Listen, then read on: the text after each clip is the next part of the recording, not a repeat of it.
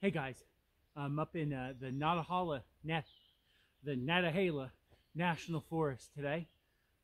Getting out, tweaking my kit, trying to get it back to not what it was, but after 3 years of being in an arid desert environment, you know, the Nantahala area, the Nantahala National Forest, supposedly, what they say is it's the second wettest area next to your mom, next to the Pacific Northwest in the continental United States. So you've got the Pacific Northwest, you've got the Hoh Rainforest over in western Washington, and apparently the Nantahala National Forest are the two wettest places in the continental United States, with the wettest place in the United States being that tail of Alaska that kind of runs down, basically runs down the coast of Canada. Almost, it doesn't connect, but almost connects with Washington, right? It's is it a rainforest? But that's the wettest place in the country. Anyway, so I'm up here tweaking my kit for more, I don't want to say jungle, but pretty close, wet weather type environments. I've been going through my kit, bringing back stuff I had in the New England and in the Pacific Northwest, but also adding with more regional things. So before we get into that, sponsors of today's video are Brownells, Good Camo, and others. All their discount codes and the links to those affiliates and sponsors are in the link tree in my bio on my Instagram, bush_plaid. So thank you to all those individuals and groups that are being able to make this channel and my page keep going and get to come out and keep doing this stuff. So thank you to them. All right, so everybody loves a good gear breakdown, packing list, etc. So I've got my medium Alice pack out here. Packing it relatively the same way I would pack it in an arid environment, except certain things that I'm kind of going back to. So these first 3 pouches on the outside are should be. All right, guys.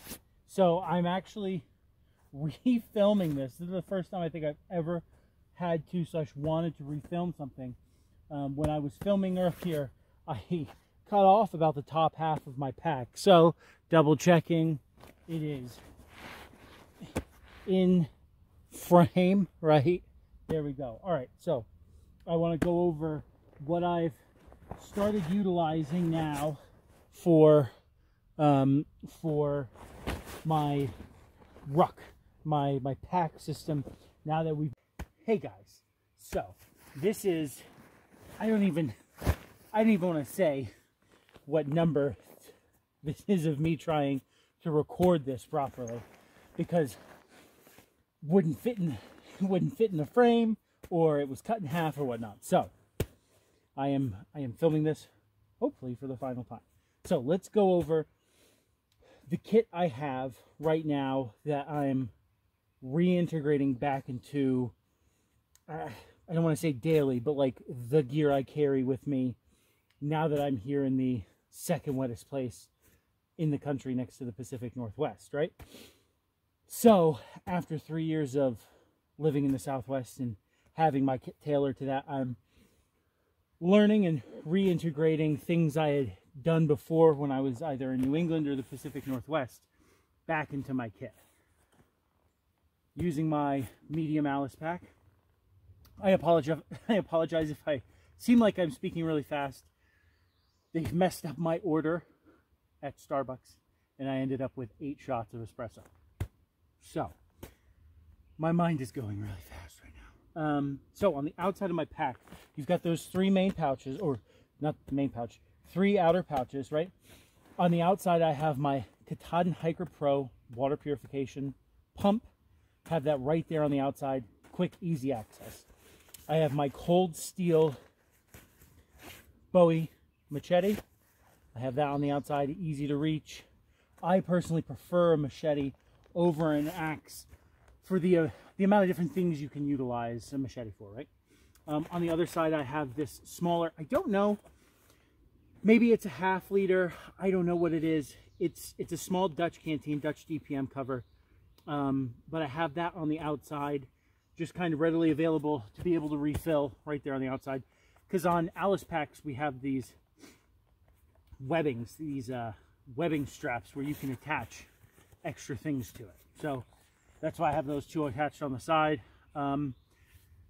Weight wise, and because I don't need it, I'm not carrying my entrenching tool right now, but I could obviously strap that onto these Alice, with the Alice clips. I could strap that onto these webbing strips right here, but I don't need to do that right now. So underneath my straps for the main flap, normally for the last couple of years, I would have my poncho in my kit and ready to be used to make like a sun cover or something like that. I wouldn't necessarily be using it as a poncho. Now I have it right here on the outside. It would have, all of this would be under my pack cover, but right here on the outside with my poncho, to be right here on the outside so I can get my poncho out and be able to completely cover all my gear and whatnot as quick as possible. So that's the stuff right there on the outer.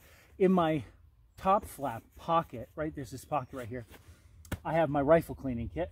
The other day when I was with the 2 weekends ago when I was with a group in Tennessee, I had taken my AK cleaning kit out because I was carrying my AR and I hadn't swapped them out, and for the second time ever I got my muzzle stuck in the dirt, and so thankfully one of the guys there had a cleaning kit, so I was able to clean my muzzle out. So that's that. Then we've got this far pouch over here. These buttons, the older buttons get stuck a lot more easily than the newer buttons. I have my sterno can. My little stove is in here with my food. So this is all food right here. Sterno can, life straw, flare, extra batteries, my small accessory packet with Neosporin, Band-Aids, fixed blade knife, fire starter, hand sanitizer, all those kind of things just right there to grab. I can easily access them. I have my laser bright over here. I have my hygiene kit, which has paper towel, toilet paper, baby wipes, garbage bags, body wipes, stuff like that. So I have that all right here. I guess you could kind of consider it like an admin pouch. All those things that you might need easier access to than if it was in the main pouch, right? Then in the middle pouch here, I have field crafting items. So this is a small Carlisle style bandage pouch made by Otterpaw. He made these and it fits a compression bandage, and I have some frog tape in there. So it's kind of like a stop the bleed, plug the wound kind of first aid kit right there. Then I have this small notebook, Bright and Rain notebook case that I have field crafting items, small knife, fire starter, compass, etc. So that's in there, right there, easily accessible. And then I have, there's some paracord in there, and then this is my spare ammo, running an AK. So I have my quad stack 60 round Schmeiser mag, and then a smaller 20 round Magpul magazine. So I don't have any loose ammo. I'm just carrying the extra magazines themselves instead of loose ammo. Then here in the main compartment, I have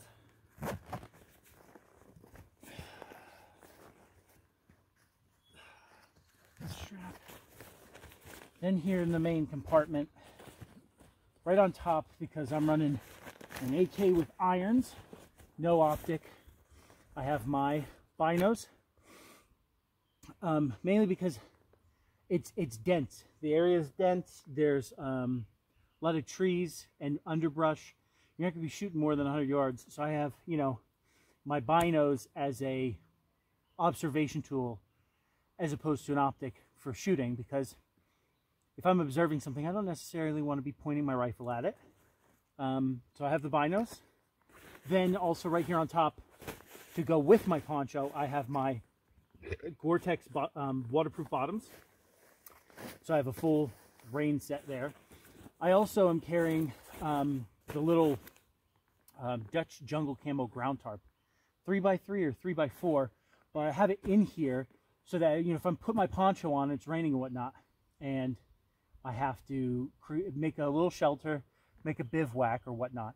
This is in here, trying to keep it as dry as possible to utilize as a ground tarp. Then I have two square clear plastic Nalgene's. So that totals about a gallon of water. I don't think this might be a half liter. So this might not even be like a full quart. But I have about a gallon of water between these and then the canteen on my chest rig.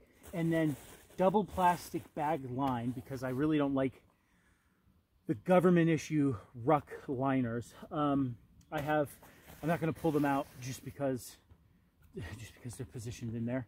I have my first aid, my medical kit. That's kind of like more like a pharmacy.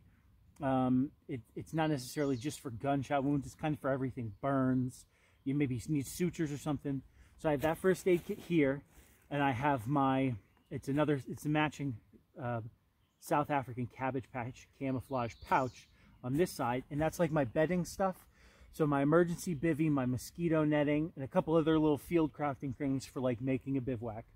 And then I have a compression bag, because now that I'm here in a wet environment again, I'm gonna be running wet kit, dry kit. So wet kit is everything I'm wearing. Dry kit is what's in this compression bag. Inside these garbage bags, trying to keep it as dry as possible, the wet kit, dry kit, and utilizing it just for bedtime, right? For when you're laying down and you're in your sleep system. Take your wet kit off, hang it off a notch on a tree or in a Y of a branch arm. Just take your wet kit off, put your dry kit on, get into bed. Don't wear your dry kit for anything other than laying in bed sleeping, right? Laying down and sleeping. So that's in the compression sack. Oh, didn't really touch it. The stove is in here, and there's food MRE ration components, and this is the only full ration. It's a food packet long range patrol. With the food that I have, it's about 72 hours worth. You could probably make it last longer, especially if you were in a static observation position, right? So you stop.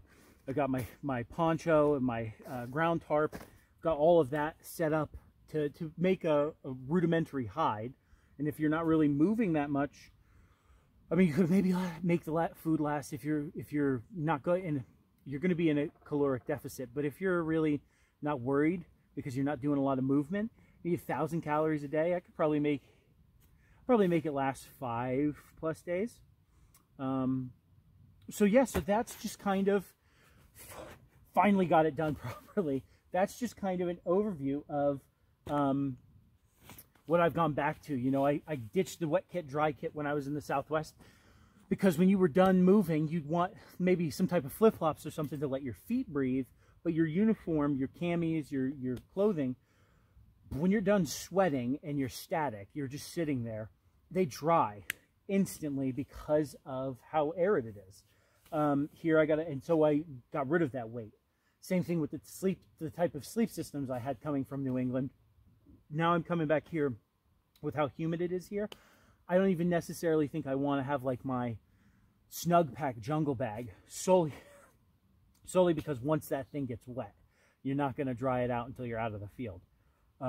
With the emergency bivvy, because it's more of like a mylar type material, yeah, it might be uncomfortable to the bare skin. However, and you don't necessarily need to sleep in the emergency bivvy. You could be sleeping on top of the emergency bivvy, using it as almost like a second ground tarp, but underneath the mosquito netting. So that's why my bed setup is like that right now. I don't have a bed pad because I have this.